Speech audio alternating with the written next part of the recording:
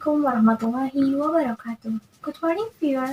Back with me, Hilda Mevani on Wednesday, 17 July 2020. I will accompany you for a few minutes ahead on our breaking news to spreading news and extra news. The news today is about the risk of meat consumption. Imagine having to eat just 40 grams of meat per day. It's roughly the size of a regular burger. A group of researchers says that what people should aim for in order to reduce pressure on meat production. Researchers say more and more meat products now have bugs that are resistant to available antibiotics and that can easily be transmitted to people.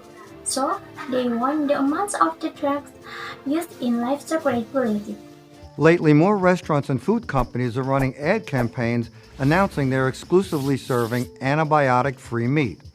But is this meat actually healthier for consumers? Antibiotics are an important tool for farmers to treat sick animals and prevent animals from getting ill. By strategically using these drugs, farmers ensure only meat from healthy animals eventually makes it to your plate.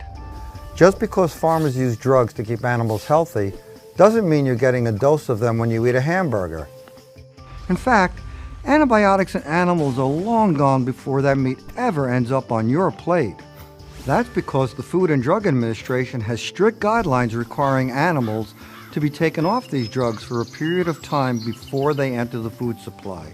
That means all meat you buy or eat in the U.S. is already antibiotic-free.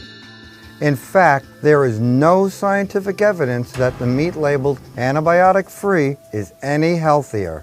Instead, in countries where farmers cannot use preventative medicines to keep animals healthy, farmers have had to use more antibiotics to treat animals when they do get sick.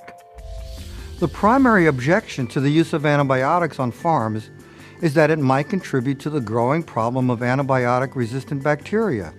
But there is no evidence that countries that limit the use of farm medicines have seen a decline in antibiotic-resistant bacteria in humans. In fact, a new European study shows meat is an insignificant source of antibiotic-resistant infections in humans. That's because a major driver of antibiotic resistance is overprescription of these drugs by doctors who give them to patients who don't need them or don't take them as prescribed. The unnecessary use of the most common antibiotics by people, not animals, poses the greatest challenge to public health.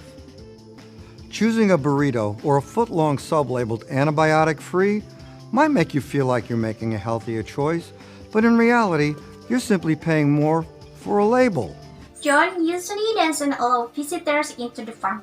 He raised chicken of the same age at the time. John said, "The seeds also harbor some kinds of germs and bacteria. When the other facts come out, we wash the whole place, we disinfect, and we have a resting period about 14 days. That's why he is able to prevent disease, and therefore he avoids using antibiotics." That's all our news today. I'm Yulia Mevani. See you on the next breaking news. Wassalamualaikum warahmatullahi wabarakatuh.